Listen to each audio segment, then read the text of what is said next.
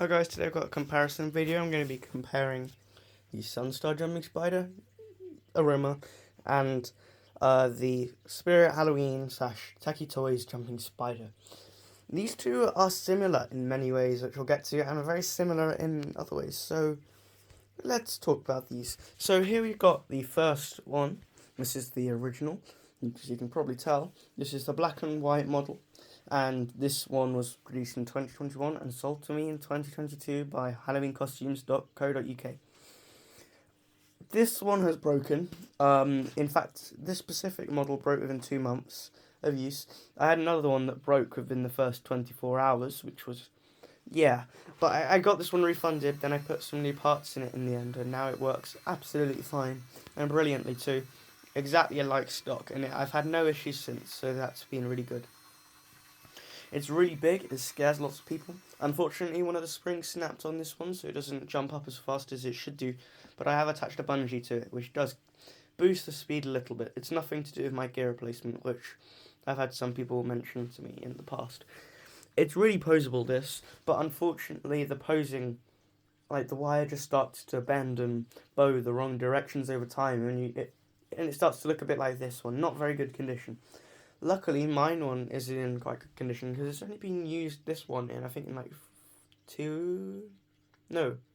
this one's only been used in one outdoor display. I have another jumping spider that's done 2. This one is my indoor model. This one by far has the most use though, because on some days I walk in and I just have it on sensor and it's going off all day. Well, that's still good. This one has a volume control knob, so if it's a bit quieter, that's why. It's so I can keep it on sensor without disturbing everyone else in the house. Pretty classic prop, made in 2011. Somewhat robust if you treat it right. Don't put a brick on the back foot. I learned that lesson the hard way. Here we have the Sunstar Jumping Spider.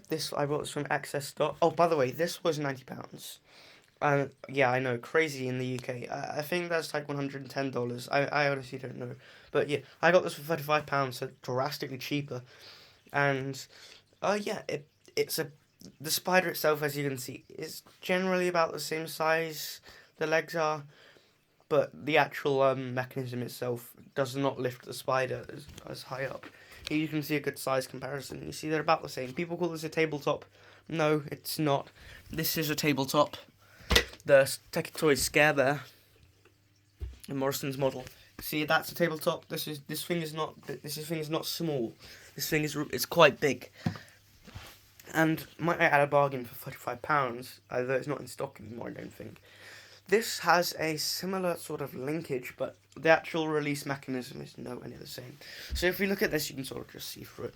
It comes up and forward with a 2-bar linkage. Really clever. So does this. Except it's a lot smaller. There we are. And instead of using a square shaft, which is what this one uses, well, I'll show it in a minute when it activates, but it goes down a bit, then pops up. That's because there's a half gear inside there, engaging the animation.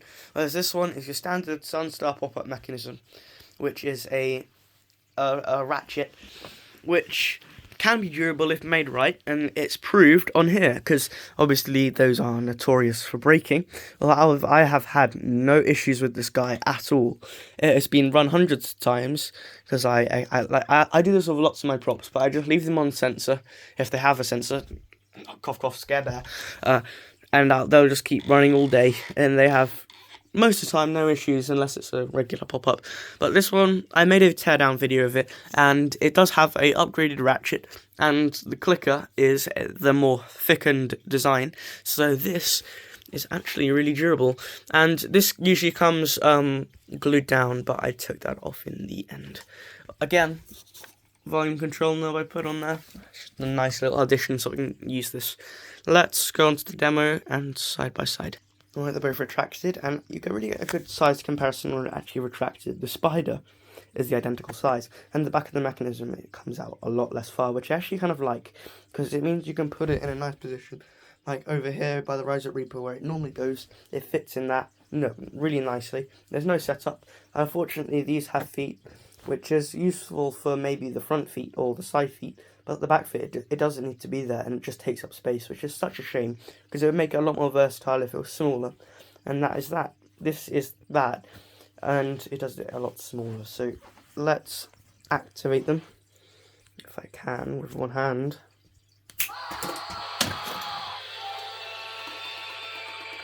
A lot more sensitive sensor on that guy, but no motion sensor.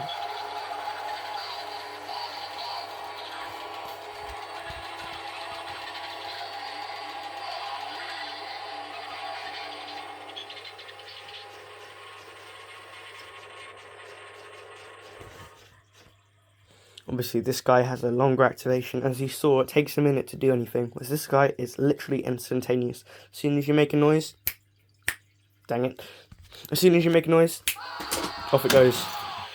And that's really good for scaring people. Obviously, it doesn't have a motion sensor, which is a bit of a shame. I wish it did. That would make it a lot more easy to use on Halloween.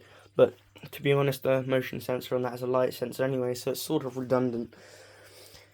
Yeah, I love mine. It's really good.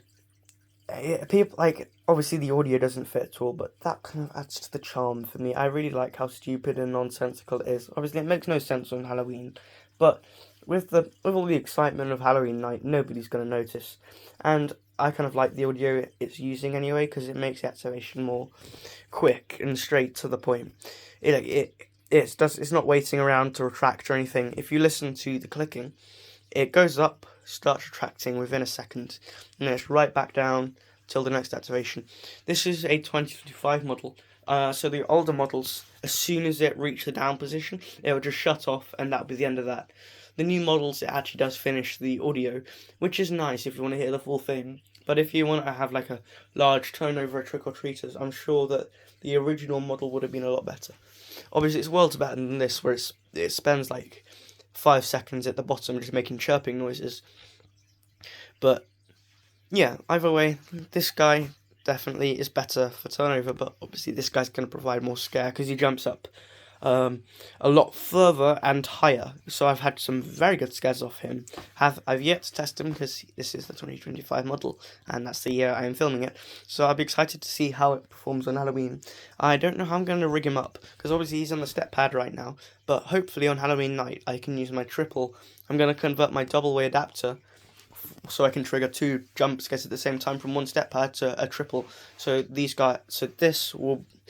guy, clown and zombie will be surrounding the treat bowl and hopefully can create some really good scares. And obviously I have the standard jumping spider facing each other, jumping inwards. Gosh, I had some screams last year from that. Anyway, that's all folks. Thanks for watching. This was my jumping spider and Knockoff jumping spider review.